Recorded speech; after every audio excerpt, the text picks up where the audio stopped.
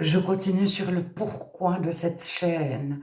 Je vous en ai déjà parlé dans une précédente vidéo en vous disant que je m'étais retrouvée devant le débat inhérence biblique, c'est-à-dire il y a un original qui est traduit à la virgule près au mot à mot dans les langues actuelles et toute la Bible est vraie à la lettre près. Alors bon, j'exagère un peu parce que n'importe qui sait qu'il y a 2, 3 versets en plus ou en moins, tout dépend de la traduction choisie. Euh, on connaît généralement l'histoire du baptême de l'eunuque éthiopien. Si tu crois que Jésus est le Fils de Dieu, alors tu peux être baptisé. Je crois, répond l'eunuque éthiopien. Alors cette phrase, c'est le livre des Actes, le chapitre 8, le verset 27 environ. Cette phrase est dans une Bible sur 2 et passablement de chrétiens, si ce n'est tous les chrétiens, savent que cette phrase est dans une Bible sur 2. Alors, à partir de là, nous avions tous la notion qu'il y avait 2, 3 phrases en plus et en moins, 2, 3 traductions différentes, etc., que c'était des détails, des petites choses. Alors, il est arrivé la critique textuelle, la basse critique textuelle, qui étudie les textes, les manuscrits, l'ensemble des Bibles écrites à la main, donc avant l'imprimerie, dans toutes les langues. Alors, elles étaient écrites sur des peaux de bêtes, avec des peaux plus ou moins grossières. Le mieux, les empereurs prenaient du vélin, c'est-à-dire des veaux à l'intérieur du ventre de leurs mains. Ils n'étaient pas encore tout à fait formés. C'était des prématurés. Et ils avaient une peau très très fine. Et seuls les empereurs avaient la possibilité de prendre la peau de ces veaux là avant leur naissance, ça s'appelle du vélin, mais c'était des Bibles exceptionnelles, mais ça avait un prix. Alors, sitôt que c'était plus un empereur, il en commandait 50 à la fois environ. Sitôt que c'était plus un empereur, le cuir était beaucoup moins souple. C'était des fois des chèvres adultes ou des vaches adultes. Alors, on écrivait aussi sur du papyrus qui est fait avec des roseaux et en rouleau ou en livre. Les codex, c'est des livres. Ils s'ouvrent par page. Bon. Donc, ceux qui ont étudié les différences entre toutes ces Bibles, parfois les plus vieilles, il nous reste une demi-page ou la moitié d'un évangile ou un petit bout d'un évangile puis un petit bout d'un autre. Alors, les personnes qui font de la critique textuelle, je vous ai déjà donné le nom de Tischendorf, mais il y en a d'autres, il y a Nestlé, Aland, c'est 2 noms différents. Westcott et Hort, c'est 2 personnes différentes. Et il y en a d'autres qui ont répertorié toutes les Bibles connues, ils se sont promenés de bibliothèque en bibliothèque, de couvent en couvent et parfois de privé en privé qui avaient acheté des manuscrits de la Bible à des archéologues amateurs, c'est-à-dire à des voleurs d'œuvres d'art ou pas. Des fois, c'était des archéologues qui étaient agrégés, qui étaient reconnus, qui n'avaient pas eu l'intention de piller. Et ces différences entre Bibles ont été répertoriées et ça a déstabilisé passablement le pasteur, de théologiens qui se sont dit qu'est-ce qui est juste pour finir. Alors il est arrivé la haute critique textuelle qui a dit, mais qui a écrit dans quel but, à quelle époque? Lorsque les lettres de Paul, c'est écrit les lettres de Paul, est-ce que c'est vraiment Paul? Et est-ce que c'est pas un gouvernement qui a voulu une religion pour contrecarrer une autre politique? Contrecarrer une... Alors, les chrétiens sont souvent sortis de ce débat immédiatement en disant « moi je crois toute la Bible » et ils n'écoutaient personne. Et ils considéraient tous ceux qui remettaient un petit quelque chose en question comme des non-chrétiens, comme des voulant déstabiliser leur foi. Et il y avait de l'autre côté ceux qui considéraient les chrétiens comme des illuminés, des abrutis, des... Qu'est-ce qu'ils croient à ces histoires inventées? La Bible est une suite de contes, de mythes, d'histoires inventées, de haégographie. C'est-à-dire, haégographie, on a fait des héros pour pouvoir donner des modèles à la société en leur disant « soyez bons comme Jésus, soyez patients comme Jésus, imitez Jésus ». Mais alors, la nouvelle naissance, que Dieu puisse se révéler, puis que Dieu puisse nous parler. Mais alors que la Bible, si vous prenez la Bible du début à la fin, c'est Dieu a dit, Dieu a dit, Dieu a dit, Dieu a dit, Dieu a dit, Dieu a dit.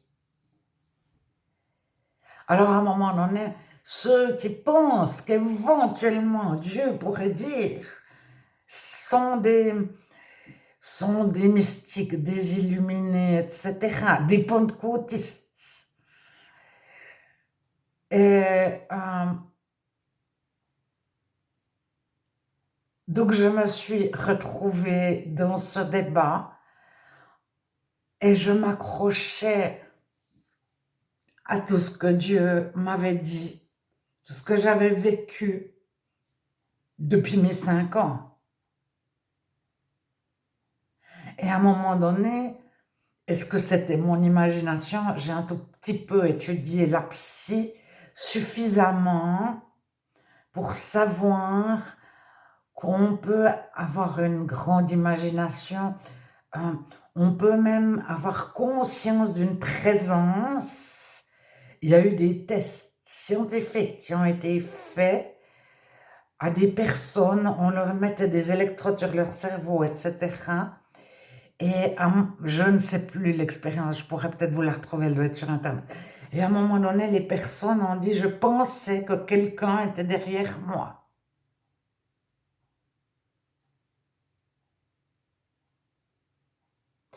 Alors à un moment donné, si Dieu s'explique de façon scientifique par nos hormones ou notre perception, notre propriception, etc., il me restait plus qu'un fil pour croire en Dieu et il est venu se révéler à moi.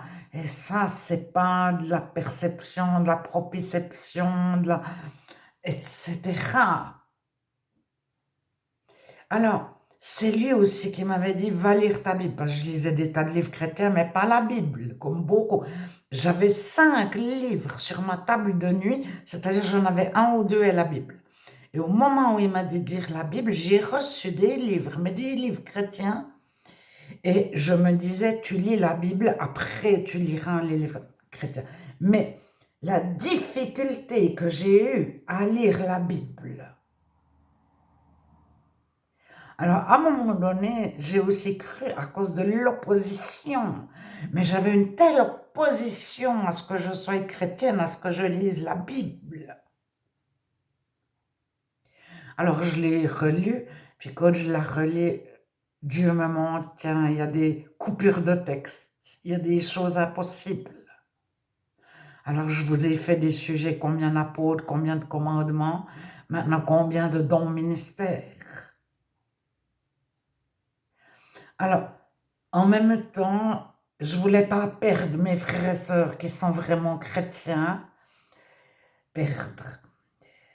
Comment est-ce qu'il faut vous dire? Mal les influencer. Donc j'ai écrit partout que j'étais chrétienne, que je croyais, et qui devait continuer de croire. Et en même temps, j'ai essayé de tirer les théologiens à remettre en question, parce qu'on m'a dit doute, doute, doute, doute, de tout. Et je leur dis, mais croyez, croyez que Dieu existe. Alors, une fois que j'ai pris position, mais il y a encore 6 mois, on est venu secouer le côté de mes commentaires, 5-6 mois, ou 4 mois, je ne sais pas. Et on m'a dit, mais alors la Bible est vraie. Puis j'ai dit, non, non, non, non, non, non, il y a ça qui joue pas. Alors on me dit, ah, mais tout est faux. Mais c'était, on me prêchait le faux pour connaître le vrai. C'est-à-dire, il m'a dit, je crois ça, sans forcément y croire. Son but, c'était de savoir ce que je croyais moi. Alors, il a été tout étonné que j'étais ni dans un camp, ni dans l'autre. Ni pour l'inhérence biblique, ni contre l'inhérence biblique. C'est-à-dire, ni la Bible est juste à la virgule près, ni tout est faux, tout a été modifié dans l'histoire, puis qui a écrit, de quel... Est-ce que Jésus, tel qu'il est décrit dans le Nouveau Testament, mais c'est une mythologie, un conte, un récit imaginé, une haïgographie. Alors, depuis que plus personne n'a réussi à me mettre soit dans un camp, soit dans l'autre, j'ai vu qu'on a essayé, bon déjà de me faire taire, depuis qu'on n'a plus pu me faire taire, on a essayé de m'influencer dans ce que je disais, mais tout, mais même YouTube. J'ouvre 3 vidéos, j'ouvre 3 sujets différents, j'ai 3 vidéos sur 3 sujets différents. Une vidéo, elle a 2 vues. Une vidéo, elle a 20 vues, puis une vidéo, elle a 200 vues. Alors, l'esprit YouTube, je ne sais pas comment dire, mais lorsqu'on est un créateur de contenu, le but, c'est d'avoir de nombreuses vues. Donc, si un sujet ne fonctionne pas, la vidéo qui a eu 2 vues, je ne vais pas continuer ce sujet. Je vais voir la vidéo qui a eu 200 vues, puis je vais continuer ce sujet-là. Mais quand on est chrétien, au tout début que j'ai ouvert YouTube, Dieu m'a dit, tu ne t'occupes pas des chiffres, des statistiques, etc. Déjà, je ne devrais pas les regarder du tout, mais je les regarde quand même un tout petit peu. Mais ne pas être influencé, si Dieu me met sur le cœur de continuer le sujet de la vidéo qui a 2 vues, n'importe qui de non-chrétien me dirait, mais c'est aberrant. Mais tu cours à ta perte, tu n'auras jamais de vues sur ta chaîne, etc. Tu t'auto-détruis. Tu t'auto-censures, etc. Et si j'ai tout dit sur le sujet qui a fait 200 vues, ben je m'arrête. Puis si j'ai encore quelque chose à dire sur le sujet qui a fait 2 vues, ben je continue, même s'il y a 0 vue. Alors, ça c'est évident, ça se voit les chiffres, mais il y a des influences directes. On est venu me donner des informations pour essayer de faire que je les transmette. On a essayé de m'enseigner, mais sur toutes sortes de sujets. Mais tout ce que je vous dis, je l'ai appris avant Covid. Sauf 2-3 dernières vidéos où je vous ai dit, je viens de découvrir ce que c'était l'analogie de la foi. Là, je l'ai découvert cette semaine ou la semaine passée. Mais cette semaine, je pense. Mais sinon, tous les sujets de ma chaîne, je les connaissais avant le Covid. Alors, soit je les connais depuis tout petite, soit je les ai appris par Wikipédia et par des sites internet, par d'autres chrétiens, et j'ai des sources multiples, contradictoires, des sources catholiques, protestantes, évangéliques, et des sources, 3 sources évangéliques différentes au moins. Et j'ai pu corroborer, mais c'est très facile. À un moment donné, même les catholiques disent la vérité, mais ils la noient sous une multitude d'informations inutiles. Alors ça, j'ai appris à décoder que pour rechercher la phrase importante et liée, on nous dit 200 choses qui n'ont aucun intérêt, qui n'ont aucune importance. Ensuite, les gens en rajoutent. C'était bien, c'était formidable. Il a fait ça, mais c'est quand même une personne sociale. Alors, dans un roman, c'est juste, mais pas dans un dictionnaire, ni sur Wikipédia, ni sur un site qui présente des faits historiques. On ne dit pas c'est bien, c'est mal, il a fait ça, c'est extraordinaire, etc. Donc, une fois que j'ai enlevé tout le bruit sur Internet, ça s'appelle le bruit, tout ce qui est inutile, j'arrive à la phrase qui est vraie, mais qui est, elle, importante. Alors ça, c'était avant le Covid encore que je faisais ça. Depuis le Covid, j'ai un peu cessé de vouloir chercher des informations sur Internet.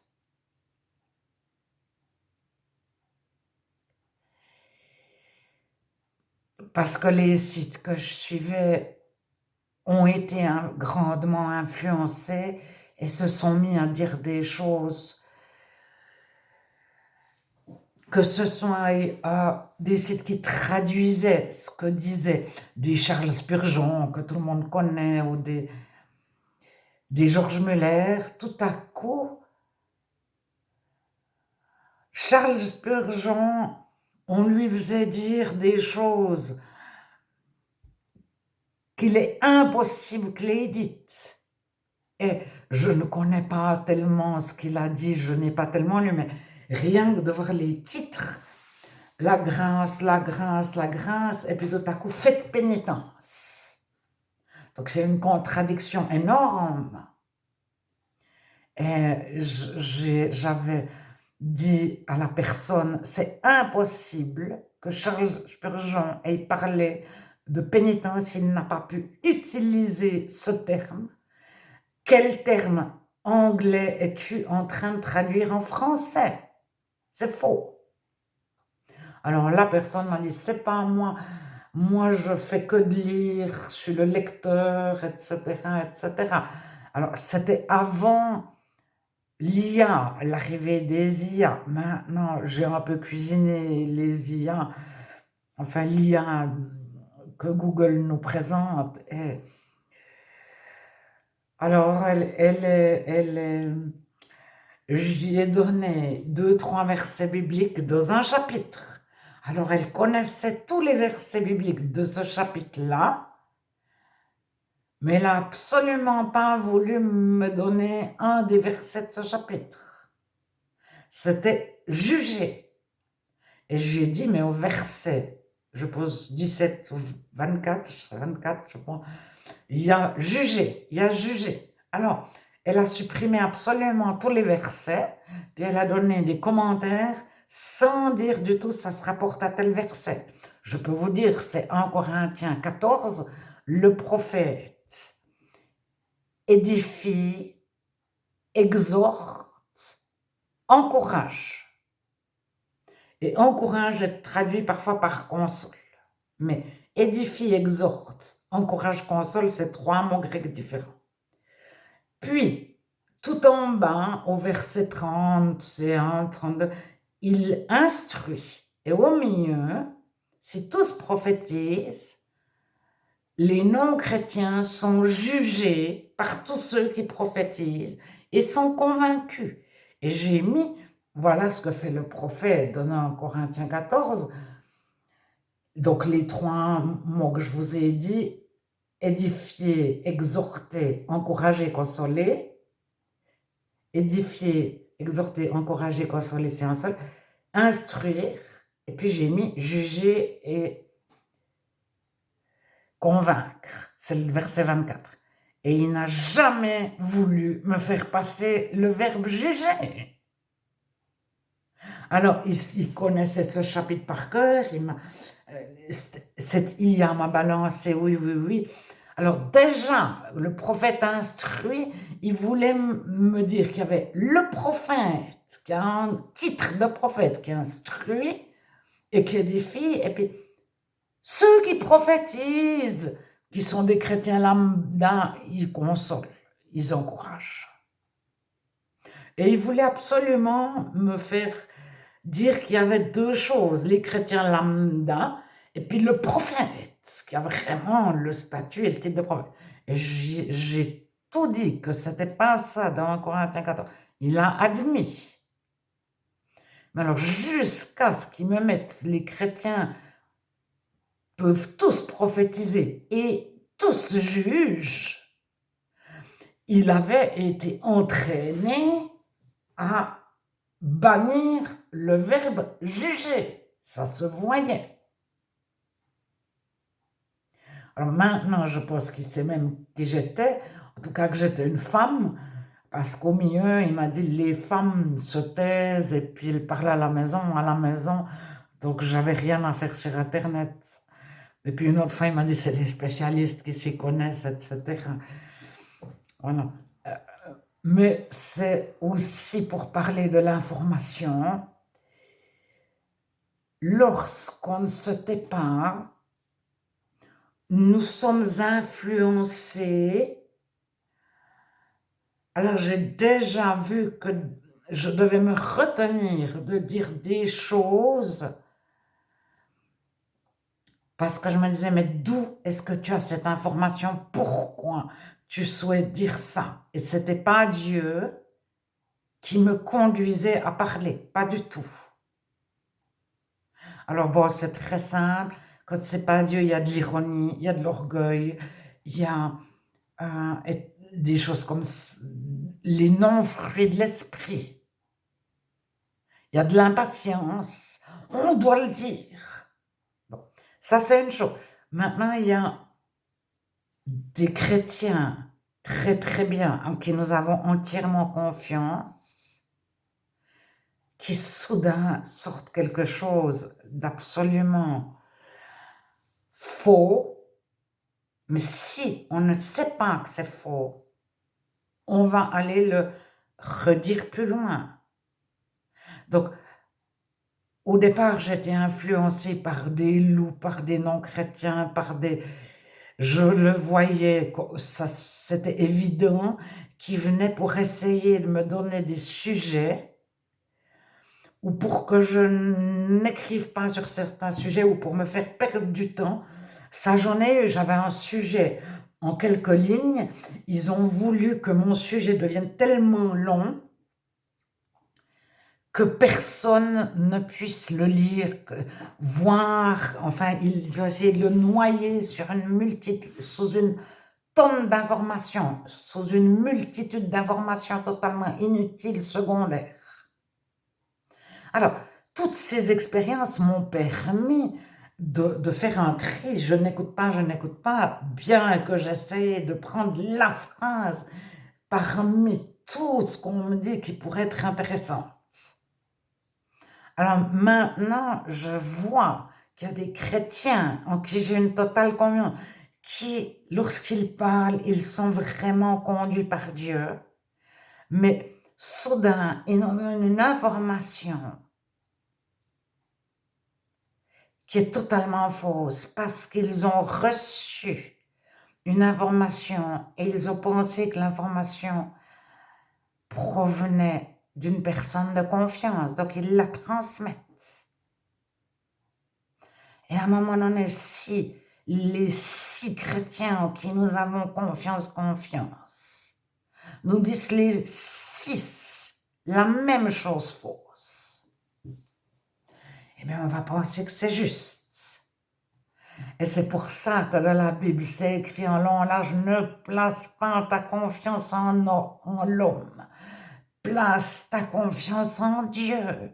Parce que Dieu, lui, il connaît la vérité, mais on ne peut pas l'influencer, il ne peut pas se tromper, il ne peut pas mentir, il ne peut pas ne pas connaître l'exacte vérité. On peut lui dissimuler tout ce qu'on veut, il connaît le fond du cœur de chacun, les pensées de chacun, les actes de chacun, depuis toujours. On ne peut pas tromper Dieu. Par contre, on peut me tromper moi. C'est pour ça que je vous dis depuis le départ, vérifiez ce que je dis, mais où le vérifier? Alors quand il n'y a plus de texte, de matière, il y a Dieu. Et comment savoir si c'est bien Dieu qui nous parle? Et on en est là aujourd'hui à passer sans cesse les informations au filtre de Dieu. Alors des fois, je regarde un film non chrétien, je suis sûre que c'est un film non chrétien, je suis sûre que c'est un film, que c'est des acteurs qui... Comme ça, j'ai l'impression de me reposer, je me dis pas où est le piège, mais bon, si on connaît un tout petit peu l'informatique, on sait ce que c'est que les fonds verts, on a appris qu'il y avait des messages subliminaux, etc. Et puis qu'il y a toujours une orientation. Bon. Donc à un moment donné, on va se promener dans la forêt ou dans un pâturage, ou on va au bord de la mer, et puis on est sûr que les vagues ne peuvent pas nous influencer dans un sens ou dans un autre.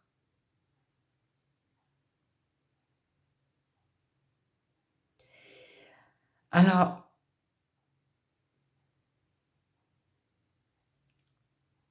lorsqu'on est sur des sables mouvants de l'information, on a soudain Dieu qui est présent plus que jamais pour nous dire ça c'est juste, ça c'est faux, garde confiance en moi. Et pour tout, mais quand on place notre confiance dans un médecin, dans les médicaments, etc., ou dans la médecine parallèle, tout à coup, un médicament ne se fabrique plus ou ne se vend plus, ou il y a tellement d'effets secondaires qu'on hésite à le prendre. On place notre confiance encore dans la médecine des hommes. Et puis tout à coup, Dieu, mais est-ce que tu es là? Et puis, est-ce que c'est juste dans la Bible que, mais Jésus guérissait les malades, mais j'ai tellement entendu que, ouais, non, il faut avoir la foi, est-ce que j'ai la, etc. Et jusqu'à ce qu'on réalise que celui qui nous a créé, notre inventeur, il connaît le fonctionnement de nos cellules, de nos organes, de notre système digestif, système lymphatique, système sanguin, l'électronique, l'électrique de nous, mieux que n'importe quel médecin, mieux que les 50 000 plus grands pharmacologues, médecins du monde entier réunis, les 50 000 plus grands médecins du monde réunis, mais ils n'arrivent pas à la cheville de Dieu dans leur connaissance et de leur possibilité de guérir. Et à un moment donné, Dieu nous augmente la foi parce qu'on en a énormément besoin. Et tout à coup, mais c'est facile, mais imaginez, vous avez inventé un moteur de voiture. De A à Z, vous êtes parti de zéro. Vous ne sauriez pas le réparer s'il tombe en panne. S'il y a une pièce qui se casse, vous avez fabriqué chaque pièce. Donc s'il y en a une qui casse, vous savez refabriquer la même. Donc tout à coup, Moi, j'avais l'idée qu'il fallait faire confiance à Dieu, à Dieu, à Dieu pendant des années. Puis à force d'être influencé à ce que, ouais, mais est-ce que vraiment la Bible est vraie?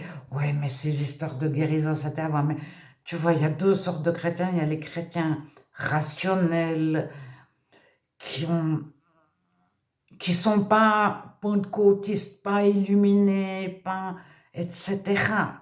Et il faut pas croire ça, il faut pas croire ça. Et j'ai perdu beaucoup de fois en chemin et je me suis mis à placer ma confiance dans les êtres humains, dans les pasteurs, dans les dictionnaires, dans les médecins, dans etc.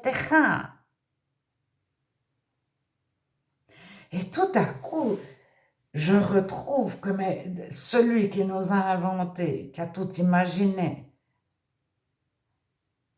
il sait 1 milliard de fois moins, 1 milliard de fois mieux que tous les médecins actuels réunis, tous les pharmacologues actuels réunis. Donc les pharmacologues, c'est ceux qui inventent les médicaments, les pharmaciens, c'est ceux qui les vendent. Et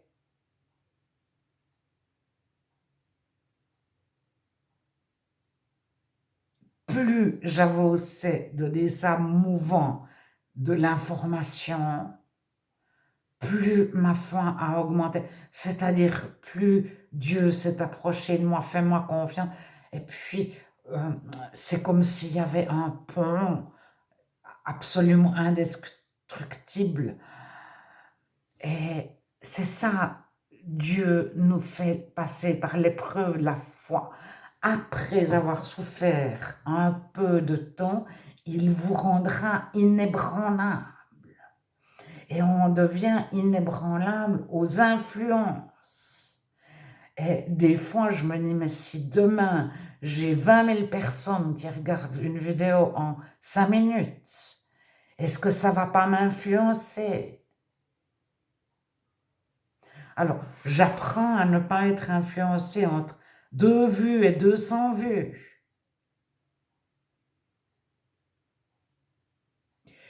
Mais je viens d'écouter un frère, il en est au million de vues, et à un moment donné, Dieu nous garde inébranlables. Mais on peut des fois dire des bêtises, chacun de nous. Et c'est pour ça, éprouver toutes choses, regarder seulement à ce qu'il y a de bon, mais rejeter ce qui n'est pas bon. Et le meilleur des pasteurs, moi j'écoute des chrétiens en qui j'ai une totale confiance. Alors, ils n'ont pas tous fait théologie. Certains n'ont fait aucune école, mais je les écoute très attentivement, sachant qu'ils sont très proches de Dieu. Mais de temps en temps, il y a une phrase avec laquelle je ne suis pas d'accord. Et j'avais écrit au début que j'étais sur Internet, venez dire si vous n'êtes pas d'accord, venez me dire. J'ai eu 1 ou 2 personnes qui sont venues me le dire. J'en ai eu 4. J'en ai eu un qui m'a dit, ton écrit hébreu, au lieu d'être comme ça, il est à l'envers, il est en miroir. J'avais mis un écrit hébreu comme j'aurais mis une fleur, mais j'avais mis les lettres à l'envers parce que je n'avais jamais vu d'hébreu. Je savais que c'était un écrit en hébreu, mais comme une fleur, j'y avais mis la tête en bas. Bon. Eh bien, je remercie ce chrétien qui est venu me dire ça. Et puis sinon, j'avais fait un sujet sur la masturbation et les films porno, et puis il m'a dit, ça je dirais pas, hein. Il me trouvait un tout petit peu laxiste. Ben, je remercie cette personne qui est venue me dire ça. Moi, j'attendais à ce qu'on vienne me dire Et c'était extrêmement difficile. Bon, alors j'ai eu des non-chrétiens, des faux chrétiens qui sont venus me donner des informations. Un jour, j'ai demandé à quelqu'un que je possède très bien, euh, j'ai écrit sur votre dénomination que je connais peu, corrigez-moi si je me trompe. Et il m'a tout changé, mais c'était tout faux. Alors, je peux vous dire, c'était sur les darbistes. Et j'ai dit, les darbistes n'ont pas de pasteur. Alors, il s'est débrouillé pour me mettre qu'ils avaient des ministres, ou je ne sais plus comment il m'a tourné ça. Ils n'ont pas de pasteur, mais ils ont quand même un pasteur. Alors, ça, j'étais absolument certaine que... Donc, je me suis dit, qui m'a répondu à mon mail qu'en fait, je contactais quelqu'un d'autre que je n'ai jamais, avec lequel je n'ai jamais communiqué. Et c'est l'autre que j'essayais, à qui j'essayais de parler, qui était un chrétien, chrétien, chrétien. Et son secrétaire, je dirais, celui qui ouvrait ses mails, il m'a renvoyé, mais c'était pas un chrétien. Je ne sais pas qui m'a répondu exactement. Mais en tout cas, je sais que c'est pas le frère auquel j'écrivais. Alors, j'ai un peu étudié l'informatique. Et là aussi, Dieu me donne la foi de croire que lui connaît l'informatique mieux que 200 geeks réunis. Les geeks, c'est ceux qui dépensent les professeurs de les écoles. Alors, les professeurs d'informatique, c'est très nouveau. Il y a 40 ans, il n'y avait pas d'école d'informatique. Bill Gates, Steve Jobs, etc. Linux, comment il s'appelle? Linus, ou là là, open source, Linux, je ne sais plus maintenant, Linux, bon, il y en a 3. Mais ces 3-là, puis il y a encore IBM à la base, mais ils étaient un peu tous rassemblés au départ. Après, il y a eu des conflits, etc. Ils n'ont plus voulu certains, et puis ils sont sortis pour créer IBM, qui était énorme. Bon, je vous parle, mais c'était avant que Google arrive. Mais c'était des personnes qui passaient des heures dans leur garage, et c'était des fois des ados. Mais Linus, c'est un ado de 14 ans qui a été, comment ça s'appelle? Mais il faudrait que je recherche les noms. Mais il avait réussi à entrer dans les choses de l'armée américaine en tant qu'ado qui n'avait jamais mis un pied dans une école d'informatique. Alors, maintenant, il y a des hackers, il y en a pour avoir une place de travail, ils pirataient une banque, 2 minutes, où il leur envoyait un petit message, je vous aime, il y a eu le message I love you une fois. Mais ça a détruit passablement de choses, ce message I love you. C'était un spyware, non, c'était pas un espion, c'était du spam. Et